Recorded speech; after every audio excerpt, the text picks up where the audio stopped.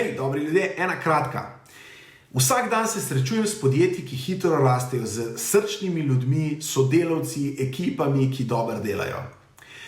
Dostikrat imamo problem, da podjetja, ki rastejo iz delavnice, iz obrtniške mentalitete v neka podjetja, ki bi mogla biti organizirana, ker mora biti organizirana, ker kupci to od njih pričakujejo, ker stroški to od njih pričakujejo, ker vse skupaj se poslovni svet razvija tako, kot se razvija.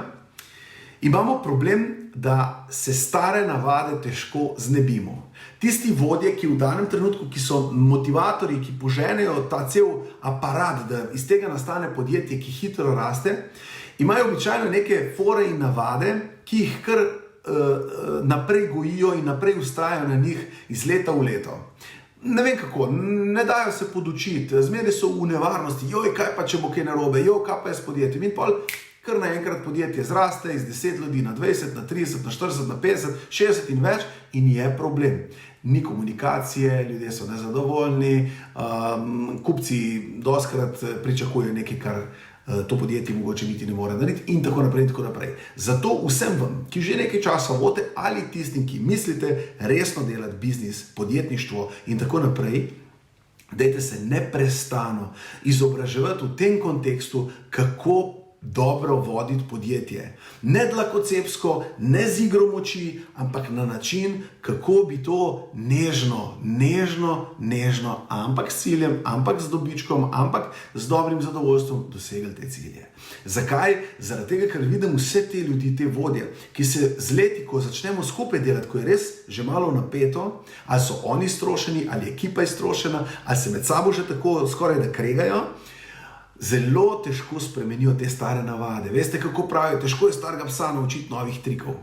In mi je žal teh ljudi. Posebej mi jih je žal zato teh menedžerjev, ki jih kasneje tudi ljudje okoli njih ne opazijo, koliko se oni trudijo, koliko so se že spremenili, ampak koliko se res smatrajo z dnevo dan, da bi pozabili te stare navade, da bi drugačne besede uporabljali, kada komunicirajo, da bi se res se hočejo spremeniti. In se jim pol mačken krivica dela, res pa je, da so tudi oni za to krivico drugim tudi 10 let garali. Tako da tudi ne more biti tako v enem mestu, da pozabili, kakšen si bil prej, zdaj už pa kar drugačen. Zato pravim, poglejte malo okrog sebe, poglejte v druge podjetje, kako vodijo drugi, poglejte, dajte se podučiti, poglejte kakšno informacijo, najte si neko pomoč in začnite kmalu.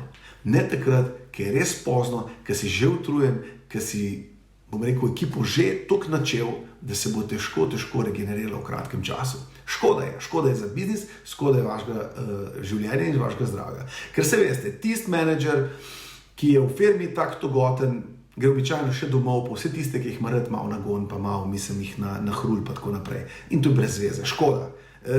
Vse govorimo vsi to iz nekih izkušenj, vsak se je že kdaj tako malo zaciklal. Ampak ta prav čas se treba s tem ukvarjati in to pa res pomaga.